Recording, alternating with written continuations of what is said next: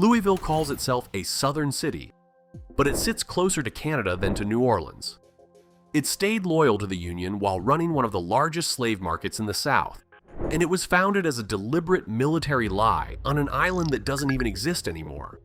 Almost every assumption you can make about this place turns out to be the exact opposite of the truth. It looks southern, but it leans north. It grew rich on river trade, then built the one thing that destroyed its own monopoly. It dominated the American frontier, then quietly let a younger city steal its crown. And every single one of these contradictions traces back to one strange fact: a single 26-foot drop in a river. Here's the first question nobody asks. Why does Louisville exist at all? Most cities have an obvious reason. A harbor, a crossroads, a defensible hill. But Louisville exists because of something far older and far stranger than any of that. Picture the Ohio River. It runs 981 miles, from Pittsburgh all the way down to where it joins the Mississippi. For that entire distance, almost 1,000 miles of water, there is exactly one spot where the river breaks. One place where boats could not simply float through. Geographers call it the Falls of the Ohio, though it was never really a waterfall. It was a long, churning stretch of rapids where the river dropped about 26 feet over a couple of miles, foaming over jagged shelves of rock. And those shelves of rock, they weren't ordinary stone. They were a coral reef. Around 386 million years ago, long before the dinosaurs, this whole region sat near the equator under a warm, shallow tropical sea. Corals and sea creatures grew here for millions of years, layer on layer, building one of the largest exposed Devonian fossil beds in the world. The sea eventually vanished. The continent drifted north. But the reef stayed, hardened into limestone, waiting. Then the river found it. And because that ancient reef was harder than the rock around it, the Ohio couldn't carve straight through.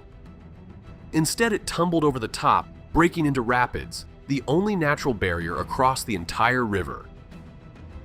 Now think about what that meant for anyone trying to travel. You're floating downriver in the early days of the American frontier, loaded with cargo. You hit the falls. You cannot pass, so you stop. You unload everything, haul it overland around the rapids, and reload on the other side. Every boat, every time. Therefore, a town was almost guaranteed to appear right here, at the one spot on a 1,000-mile river where nobody could keep moving. The land didn't suggest a city, it forced one. And if you find it strange that a coral reef from before the dinosaurs decided where an American city would stand, you're going to love the rest of this story. So consider subscribing before we get into the part that's even harder to believe. The reef explains where Louisville had to exist, but it doesn't explain how the city actually began. And the truth is genuinely bizarre. Louisville was not founded as a city. It was founded as a cover story. The year is 1778. The American Revolution is raging, and out on the western frontier the British are arming native allies and threatening American settlers from a string of forts in the Illinois country. A 25-year-old officer named George Rogers Clark has a secret plan to capture those forts. But to launch a surprise military campaign, he needs a staging base. And he can't tell anyone what he's really doing, because if word leaks, the British will see him coming. So Clark sails down the Ohio and stops at the falls. There, in the middle of the river, sits a small island, Corn Island. He lands his soldiers on it, and he brings along a group of civilian families to make the whole thing look innocent. To any onlooker, it appears to be a peaceful little farming colony. Just settlers planting corn on an island. Nothing to worry about. It was a disguise. The farming colony was camouflage for a war machine. From that island base, Clark slipped away with his men and went on to capture the British forts in a campaign that helped secure the entire Northwest for the young United States. The decoy worked perfectly, but here's the twist that makes Louisville Louisville. The decoy outlived its purpose. The campaign moved on, but the families Clark left behind didn't go home. The island flooded and proved a poor place to live, so they crossed to the mainland and put down roots on the south bank of the river. A fake colony, created to hide a secret war, accidentally turned into a permanent city. And Corn Island, the literal birthplace of Louisville, was later quarried away and drowned by river engineering. The city's own cradle no longer exists. And here's the decision that quietly defined the next 2 centuries, a choice so backwards it still puzzles historians. When those settlers crossed off the island, they had 2 banks to choose from, and they picked the wrong one. Look at the geography. On the south side of the river sat Virginia Territory, which would soon become Kentucky, a slave state. On the north side sat land that would become Indiana, free soil where slavery was banned. The river was the line between 2 completely different futures, and the settlers built on the south bank. They locked their new town into the slave-holding South with freedom sitting right there, visible across the water. That choice is strange for more than one reason. River cities often grow on the bank that's safer from flooding and easier to drain, and there were real arguments for the North Shore. More than that, the natural pull of trade and migration in this part of the country was already tilting toward the free states of the Midwest. By every cultural logic, this should have become a Midwestern city. Instead, by planting itself on the southern shore, it became something stranger. The northernmost city of the American South. A place that's geographically up north, but politically and culturally pulled south. The contradiction was baked in on day one. Why did they choose the slave state side over free soil right across the river? Honestly, historians still argue about it.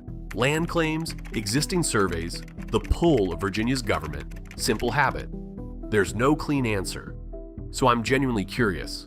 If you had to guess why they picked that bank, drop your theory in the comments below. Because of that reef and that bank, something remarkable happened next. Louisville became one of the most powerful commercial choke points in early America, and it happened almost automatically. Remember the rule of the falls. Every boat had to stop. Every cargo had to come off the water and travel overland before it could continue. That single, unavoidable fact created an entire economy out of thin air. If thousands of tons of goods are forced to pause in one place, then someone has to store that cargo. Someone has to haul it.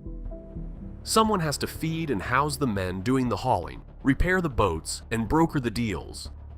Warehouses went up along the riverfront. Shipyards appeared. Taverns and boarding houses filled with rivermen waiting out the layover. A permanent labor market formed around the simple act of carrying things around the rapids. For a brief golden window, Louisville was the unavoidable hinge of all Western commerce. If you wanted to move anything between Pittsburgh and New Orleans, flour, whiskey, timber, tobacco, people, it passed through Louisville because the river gave it no other option. The whole western interior of a growing nation funneled its trade through this one stretch of riverbank. The town grew fast and grew rich, and it did so on a foundation that felt unshakable. But here's the hidden danger in that kind of success. An empire built on a single obstacle has a single point of failure. Take away the obstacle, and you take away the empire. And that's exactly what Louisville was about to do to itself.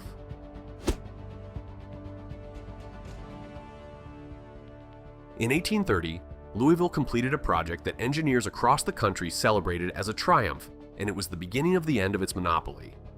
They called it the Louisville and Portland Canal. The idea was simple, and on paper, brilliant. Instead of forcing every boat to unload and portage around the falls, why not dig a channel that let boats float around the rapids entirely? So they carved a 1.9-mile canal beside the river, complete with locks, one of the first major navigation improvements on any American river. When it opened, steamboats could finally bypass the falls without ever stopping. The dangerous, expensive, time-consuming portage was over. It was hailed as progress. It was a genuine engineering achievement. And it quietly dissolved the untouchable, very thing that had created the city. Think it through. Louisville existed because boats had to stop here. Its warehouses, its labor market, its whole economy depended on cargo having no choice but to pause. The moment a canal let boats slide straight through, that necessity vanished. Why unload in Louisville if you could just keep going? The portage advantage, the entire reason for the city's wealth, evaporated almost overnight. This is one of the purest contradictions in American urban history. The thing that made Louisville also capped it. The city engineered away its own monopoly and called it a victory. It would keep growing, but it would never again be the unavoidable king of the river. It had handed the world a way to pass it by.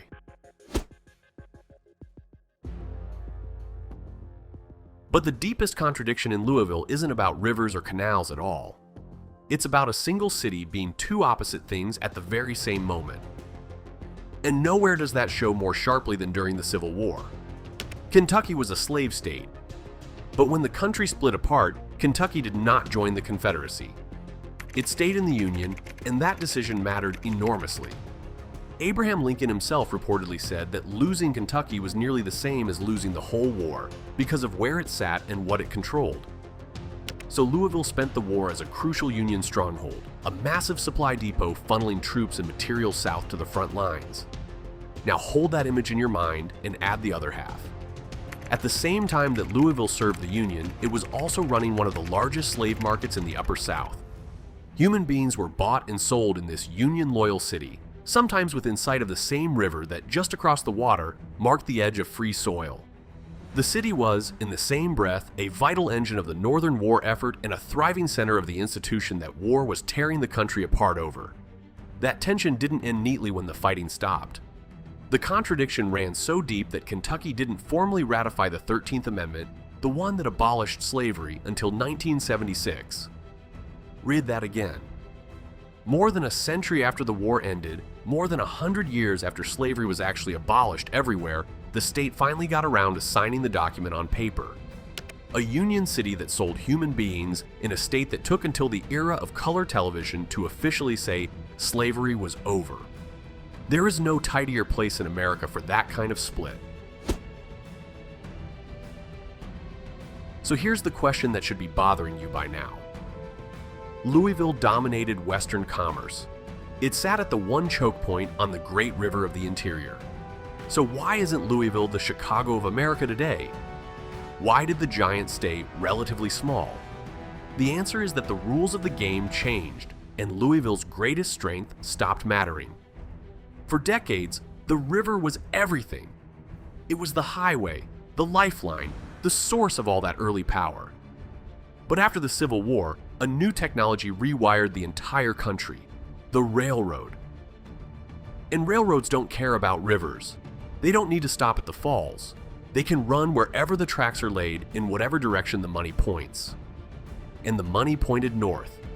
The great web of rail lines that stitched the nation together increasingly converged on Chicago, pulling the flow of grain, cattle, and goods up toward the Great Lakes instead of down the Ohio. Chicago became the new hinge of the continent, the place where the country's commerce changed hands. The advantage that had once been forced through Louisville by the shape of the land was now free to go somewhere else, and it did. Louisville didn't collapse, but it slipped. The gateway city slowly became the in-between city. Too southern to be fully accepted by the booming industrial Midwest, too Midwestern and Union-tied to feel truly southern, it landed in a kind of cultural no man's land. The city that had once been unavoidable became, of all things, easy to skip. By now, the pattern is impossible to ignore, but two final anomalies make it almost absurd. Because Louisville isn't just out of step with its region, it's out of step with its own clock and even with its own state. Start with time.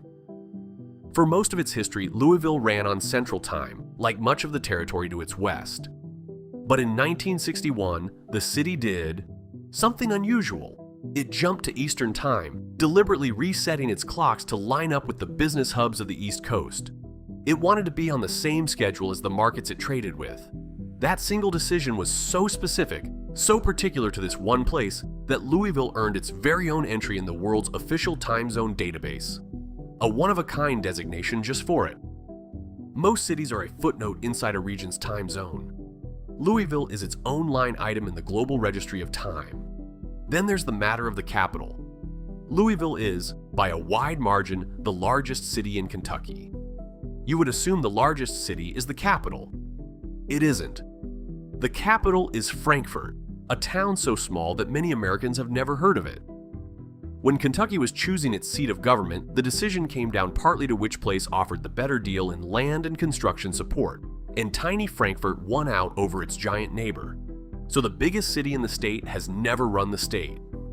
A metropolis ruled from a village, out of step with its own clock and out of step with its own government.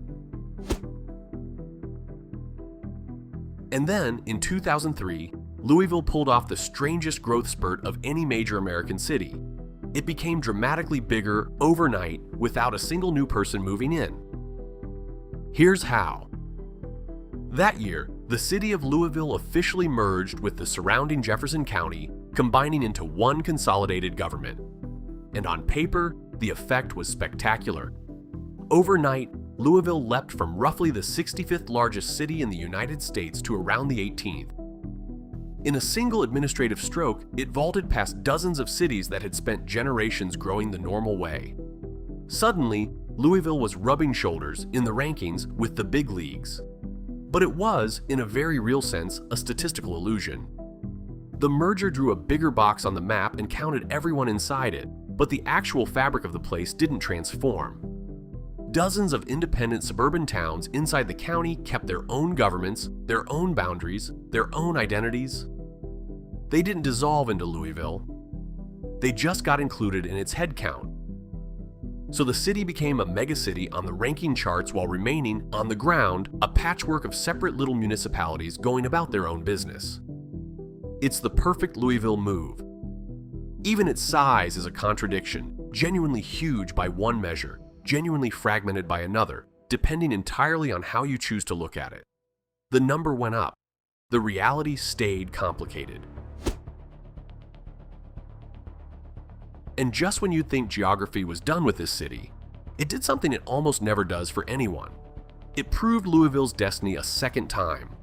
The same trait that had once made it the river's choke point suddenly made it the perfect hub for an entirely new age. Here's the trait: centrality. Louisville sits in the middle of the eastern United States, close to a huge share of the country's population. In the river era, that meant cargo was forced through it. But in the late 20th century, a new kind of cargo appeared: packages, flown by air, that needed to reach as many people as fast as possible. And it turns out that Louisville is within about a 2-hour flight of roughly 3/4 of the entire US population. For a company built on overnight delivery, that's not just convenient. That's the ideal location on the map. So UPS planted its global air hub here and called it Worldport. And the portage town, the place built around hauling cargo by hand around a set of rapids, was reborn as one of the busiest air cargo superhubs on the planet. Today, packages flow through this facility by the millions every single day, riding more than 150 miles of conveyor belts in a single sprawling sorting machine, getting routed across the country and around the world overnight. Think about the symmetry. The thing that made Louisville in the first place was a bottleneck, a forced stop where everything had to pass through one set of hands. 2 centuries later, the obstacle became the engine all over again, just with airplanes instead of flatboats. Geography forced the city into existence, then, ages later, vindicated it. Very few places ever get told they were right once. Louisville got told twice. So let's put the whole stack together, because the pattern is the point. Louisville is southern, yet it leans north. It was loyal to the Union, yet it sold human beings. It's the city the Falls created, and then the city that engineered away the very thing that created it. It dominated the river, then watched the railroads carry its future to Chicago. It became the metropolis that never quite arrived, and then, against all odds, the logistics superhub that absolutely did. Most cities follow a simple logic. They grow where the land is generous, settle where life is easy, and rise or fall in step with their region. Louisville did almost none of that. It exists because of a coral reef. It began as a military lie. It chose the wrong bank, killed its own monopoly, ran 2 opposite identities at once, and rewrote its clock to match a coast it doesn't sit on. This isn't a city that occasionally broke the rules. It's a city built almost entirely out of their inversions, and that, strangely, is exactly why it's still standing. The contradictions weren't flaws. They were the structure. So the next time someone calls Louisville a typical southern river town, you'll know the truth. It's the opposite of every city you think you understand. If you want more stories where the map turns out to be hiding something this strange, there's another one waiting for you right on screen. Go ahead and keep watching and subscribe so the next one finds you.